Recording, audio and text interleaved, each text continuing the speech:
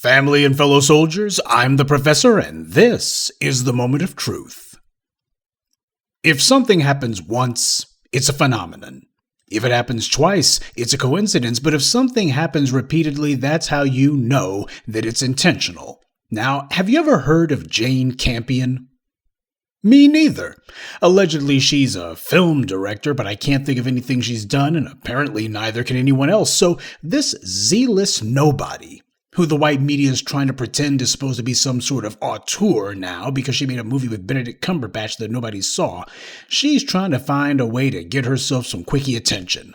Now, for the life of me, I have trouble quite remembering what her little movie is on Netflix that has landed with a thud. I think it was called Power of the Dog or something. Well, the title was half correct.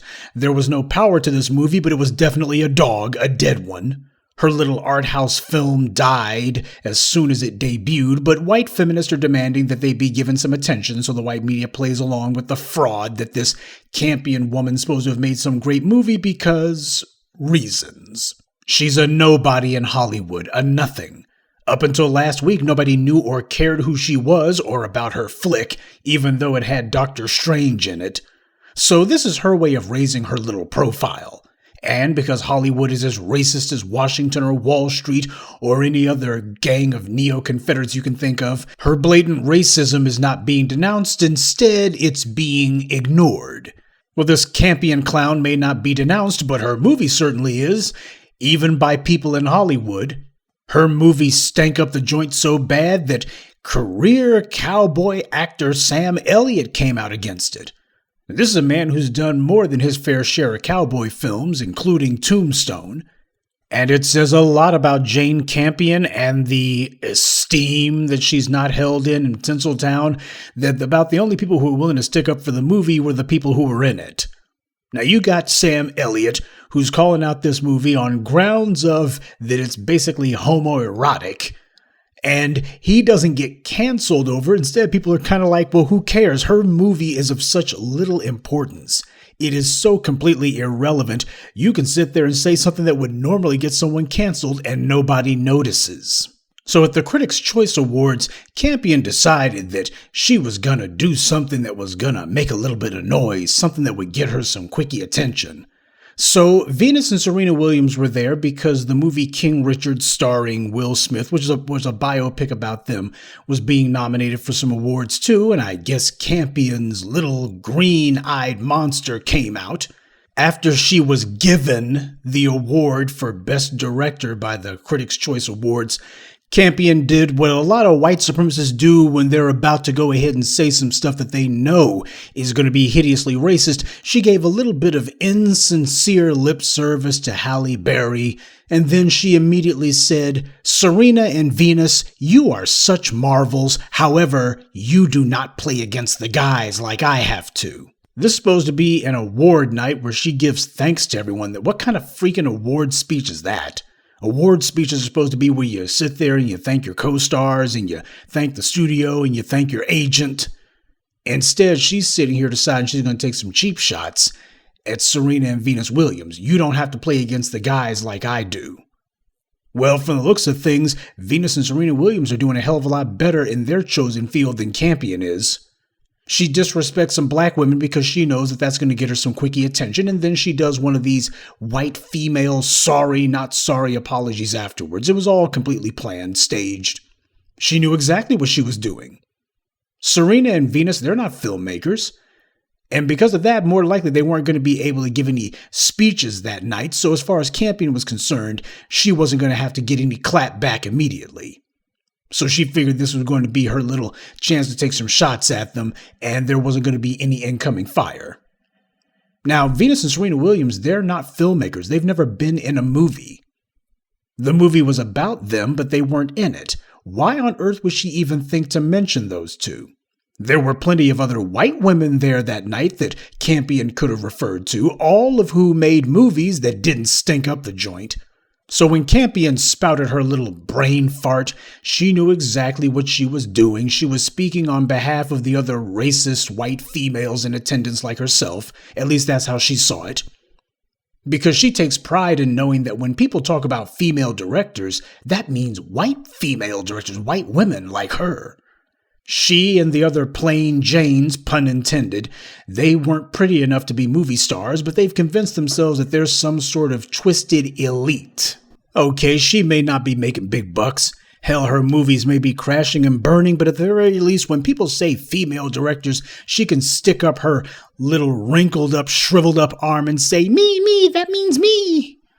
Problem is, none of those white female directors like Jane Campion, none of them are considered to be the best at what they do. None of them are. I don't give a dang what female director you point to. None of them's considered to be the best at what they do. They're all struggling. They've all got some hard luck story to tell about how the studio's not ringing their phone off the hook. They blame their own failure and lack of achievement on everything from sexism to ageism to studio politics, but they never blame it on themselves. Campion herself has languished in obscurity for decades, with nobody knowing or caring about her, and if it wasn't for this asinine little stunt she pulled, no one would still care about her. You can look at this tired, wrinkled-up racist hag, and you see that the years have not been kind. I guess that's why they called her movie Power of the Dog. I think it was her they were talking about. Her movie went from being a pathetic Oscar bait to being nothing more than an embarrassment in 0 seconds flat. I'm sure the guys at Netflix were looking and going, that was money well spent.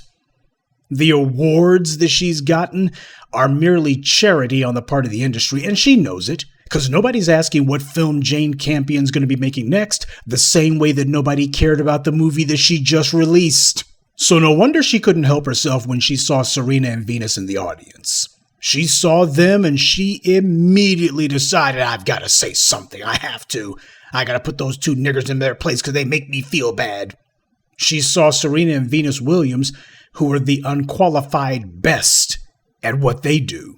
They're not just sitting around with a bunch of other wannabes trying to content themselves with being a sisterhood of failure.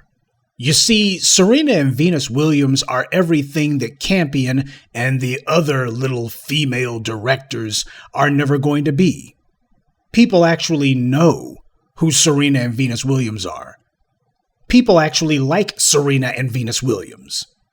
People want to know when is Serena or Venus going to play next or if they're ever going to play again. People want to know about what they're doing. What are they up to next? Whenever Serena and Venus would get awards, whenever they got trophies, they got it because they earned it. They got it because they were excellent. Whenever they got their awards, they got it because they demolished some blonde-haired, blue-eyed white competitors who Jane Campion would look at and feel like, that reminds me of myself for some reason. Now, this is supposed to be liberal Hollywood where this went down last week.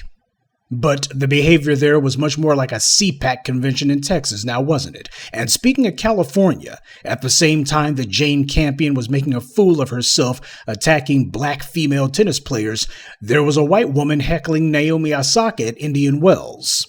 As I and others have already noted for you, Indian Wells has long been a hotbed of anti-black racism, especially against black female tennis players. Serena Williams and her father were the target of racist threats there some years back. Wasn't just some idiots who were heckling, there were hecklers there, but also people who were threatening their lives. Seeing those two black women who were beating all of these blonde-haired, blue-eyed white females, that just made the rest of them feel some kind of way because they liked the idea that they got this little private bastion of whiteness. This is their private preserve, and it doesn't matter if they're not the best in the world. All that matters is they can tell themselves that they are.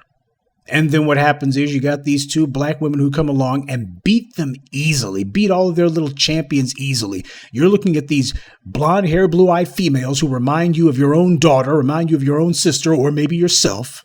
And you think about how they were given all this insincere, phony praise about how they were so good, they were the best. Oh, they're just A-list, top tier. These are elite athletes. And then you got Serena and Venus coming in out of nowhere, just running rings around them, beating them, just demolishing them, making them look like amateurs. See, the Jane Campions and that racist white woman who was heckling Naomi Osaka, they project themselves onto those white athletes. They project themselves onto those white competitors. Part of white privilege is you don't have to compete. Things are given to you just because, like Jane Campion. She's getting awards because the industry decided, hey, Netflix needs to be given some shine, and, we all got to make nice with each other, so it's going to be just her turn. It's going to be just her turn. We're going to pretend as if this is an important film because, well, reasons. And that's what she knows. They understand that it was just given to them. Nobody will ever be able to say that Venus and Serena Williams got their awards because of insider politics. They got their awards because they dominated their competitors. Naomi Osaka was the victim of a tirade of racist-inspired abuse. And of course, you got the officials there who routinely throw people out. There are people who get kicked out of those tennis matches all the time. You got one person who everybody's pointing to, and apparently the other, there's nothing we can do about it. Nothing we can do at all.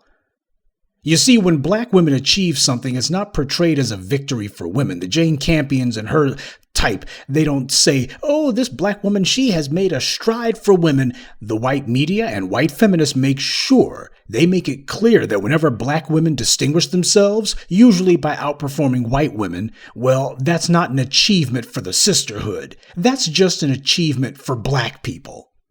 Even Agent Duvernay. Whenever one of her flicks predictably crashes and burns at the box office, that's not cast as a failure for female directors in Hollywood. It's a failure for black directors. When Barry Weiss and her pals were making sport of Duvernay a little while back, they did it strictly on the basis of race, not gender. And they're not at all bashful about that. In fact, these white feminists, they'll lead the charge to make sure they're the first ones to say, so-and-so black female over here, oh, she's broken barriers for black people. Dr. King would be so proud. Black girls have a role model. They want to make it very clear. This ain't got nothing to do with women. This is about black people.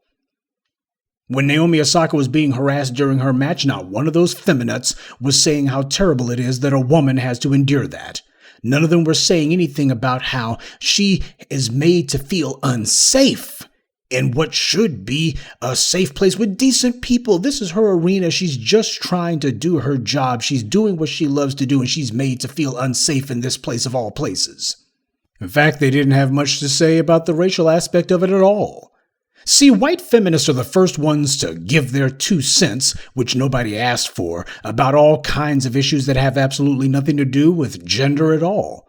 When they get called out on this weird behavior, they say that, well, my feminism also encompasses the environment, and it also encompasses the economy, and it also encompasses the duck-billed platypus, or whatever the hell it is that they're spouting gibberish about. Oh, their feminism always encompasses all this other stuff. That's why it's so dangerous whenever you have these black feminists who decide to lend their melanin to those asinine talking points. Well, my feminism has to do with race. Yeah, except race is always at the bottom of the feminist list of priorities.